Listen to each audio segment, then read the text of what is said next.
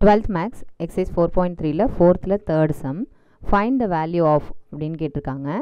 cos of sin inverse அந்த value கேட்டிருக்காங்க. நம்ம ஜஸ்ட் அதை கண்டுபிடிக்க வேண்டியதான். So cos of sin inverse of 4/5 minus tan inverse of 3/4.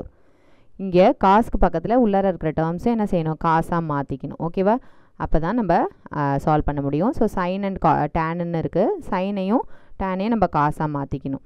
சைனுங்கிற நம்மளுக்கு ஆப்போசிட் பை ஹைப்போட்டனியஸ் அண்ட் டேனுங்கும்போது நம்மளுக்கு ஆப்போசிட் பை அட்ஜசன்ட் சைடு.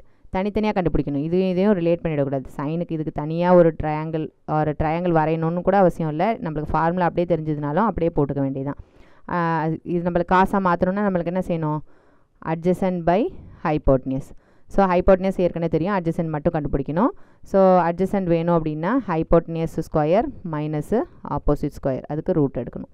ஓகேவா, ஹைப்போட்டனியஸ் ஸ்கொயருங்கிறது என்னது, ஹைப்போட்டனியஸ்ங்கிறது இங்கே 5 டினாமினேட்டரில் இருக்கிற நம்பர். ஸோ 5 ஸ்கொயர் மைனஸ் ஆப்போசிட்டுங்கும்போது மேலே இருக்கிற number. So 4 square which is equal to square root of 25 minus 16, அது root of 9 which is equal to 3. So காசாக இது எழுதும்போது நம்ம எப்படி எழுதிக்கலாம், காஸ் இன்வர்ஸ் ஆஃப் அட்ஜசன்ட்லேயே அட்ஜசன்ட்ங்கிறது 3 டிவைடட் பை ஹைப்போட்டனியஸ்ங்கிறது 5. அப்போ இந்த சைன் இன்வர்ஸ் 4/5க்கு பதிலாக நம்ம என்னென்னு எழுதிக்கலாம், காஸ் இன்வர்ஸ் 3/5ன்னு எழுதிக்கலாம்.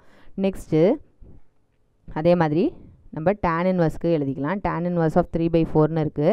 ஸோ ஆப்போசிட்டுங்கிறது 3, அட்ஜசன்ட்ங்கிறது 4, ஹைப்போட்டனியஸ் வேணும் நம்மளுக்கு. ஸோ ரெண்டுத்தையும் ஸ்கொயர் பண்ணி அடிஷன் பண்ணி ரூட் எடுக்க வேண்டியதான். So 3 square plus 4 square which is equal to root of 9 + 16 equal to root 25 which is equal to 5. So இதை காசாக எழுதும்போது எப்படி எழுதணும், cos inverse of adjacent side, அட்ஜசன்ட்ங்கிறது இங்கே 4 divided by hypotenuse 5. So 4 divided by 5.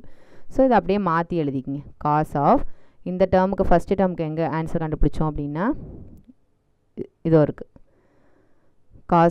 Cos inverse of 3/5 minus இங்கே tan இன்வர்ஸுக்கு பதிலாக நம்ம இன்னொரு காஸ் இன்வர்ஸ் கண்டுபிடிச்சோம் இல்லையா, அதுக்கு காஸ் இன்வர்ஸ் ஆஃப் 4/5. ஓகேவா, இப்போது cos inverse of x minus cos inverse of ஒய்ங்கிற ஃபார்மேட்டில் கிடச்சிருக்கு. நம்மளுக்கு cos inverse of x minus cos inverse of ஒய்க்கு ஒரு ஃபார்முலா இருக்குது. ஸோ அந்த ஃபார்முலாவை ஜஸ்ட் இங்கே அப்படியே யூஸ் பண்ணிக்க வேண்டியதான். So cos inverse of x into y plus root of 1 - x² into root of 1 - y². இங்கே மைனஸ் இருக்கிறதுனால இங்கே ப்ளஸ், ஃபார்முலாவில் ஞாபகம் வச்சுங்க, மாற்றி வரும். இங்கே மைனஸ் வந்ததுன்னா இங்கே ப்ளஸ். ஓகேவா, ஸோ அப்படியே ஜஸ்ட்டு அப்ளை பண்ண வேண்டியதான். என்ன ஆகிடும், காஸ் இன்வர்ஸ் ஆஃப் இது அப்படியே எழுதிங்க. இங்கே இருக்கிற காஸ் எழுதியிருக்கேன், இங்கே இந்த ஃபார்முலாவுக்கு பதிலாக இங்கே காஸ் இன்வர்ஸ் ஆஃப் இந்த டேர்ம்ஸ் என்னென்ன மாறணுமோ அதை மாற்றிக்க வேண்டியதான். எக்ஸ் இன்ட்டு ஒய், எக்ஸுங்கிறது இங்கே இருக்கிற 3/5, ஒய்ங்கிறது இந்த நெக்ஸ்ட் டேர்மில் உள்ள value. So plus root of 1 - x², எக்ஸுங்கிறது 3/5, அதை ஸ்கொயர் பண்ணிக்கிங்க இன்ட்டு ரூட் ஆஃப் 1 - y², ஒய்யை ஸ்கொயர் பண்ணிக்க வேண்டியதான் 4 ஸ்கொயர். ஓகேவா, எல்லாத்தையும் க்ளோஸ் பண்ணியாச்சு. Okay, next cos inverse of இது ரெண்டுத்தையும் மல்டிப்ளை பண்ணிங்க. 4 3s are 12, 12 divided by 5 5s are 25 plus square root of 1 - 3/5 square பண்ணிங்கன்னா 9/25, இதை ஸ்கொயர் பண்ணிங்கன்னா 16/25, 1 - 16/25 which is equal to அப்படியே ஃபர்தராக சிம்பிளிஃபை பண்ணிகிட்டே போக வேண்டியதான் கடைசி ஆன்சர் கிடைக்கிற வரைக்கும். So 12 divided by 25 plus square root of LCM எடுங்க, 25 - 9, 25 - 9ங்கிறது 16, 16/25. ஸ்டெப் பை ஸ்டெப்பாக போடுறதுனாலும் போடுங்க, எப்படி போட்டாலும் கரெக்டு தான். ஸோ 25 - 16 வரும், ஸோ 9 கிடைக்கும். ஸோ 9 டிவைடட் பை 25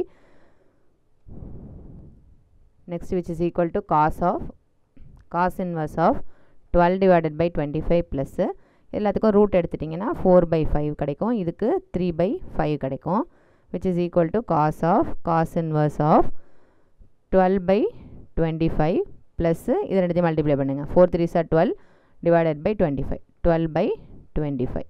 ஓகேவா, பேஸ் சேமாக இருக்குது, 25ங்கிறது டினாமினேட்டர் ரெண்டும் சேமாக இருக்குது. ஸோ நியூமரேட்டரை ஜஸ்ட்டு அடிஷன் பண்ணி எழுதிக்கலாம். 12 + 12 24 டிவைடட் பை 25. ஓகேவா, இப்போது ஃபர்தராக ஃபைனல் ஆன்சர் எழுதணும் இல்லையா, cos inverse of x. Cos inverse of எக்ஸுங்கிறத நம்ம எக்ஸ்ன்னு எழுதலாம். எப்போ அப்படின்னா எக்ஸ் பிலாங்ஸ் டு -1லேருந்து +1 இருக்கணும். காஸ் இன்வர்ஸ்க்கு பக்கத்தில் என்ன இருக்கணும், வேல்யூ இருக்கணும். இந்த வேல்யூ வந்து என்ன ரேஞ்சில் இருக்கணும், -1லேருந்து +1. -1லேருந்து +1 என்னது, இது ஒரு ப்ராப்பர் ஃப்ராக்ஷன். இது டிவைட் பண்ணும்போது 0 பாயிண்ட் வச்சு தான் நம்ம ஸ்டார்ட் பண்ணுவோம் இல்லையா. ஆனால் 25ங்கிறத விட சின்ன நம்பராக இருக்குது. அப்போ 10ங்கிறதுனால 0 பாயிண்ட் வச்சு 0 சேர்த்து நம்ம டிவைட் பண்ணுவோம். அப்போ 0 பாயிண்ட்டுங்கிற நம்பர் இதில் இருக்கும், -1லேருந்து +1க்குள்ளே தான் இருக்கும். அப்போ டேரெக்டாக இதனுடைய ஆன்சரை நம்ம என்னென்னு எழுதிடலாம், உள்ளார இருக்கிற வேல்யூவை அப்படியே எடுத்து எழுதிக்கலாம், 24/25. ஓகேவா?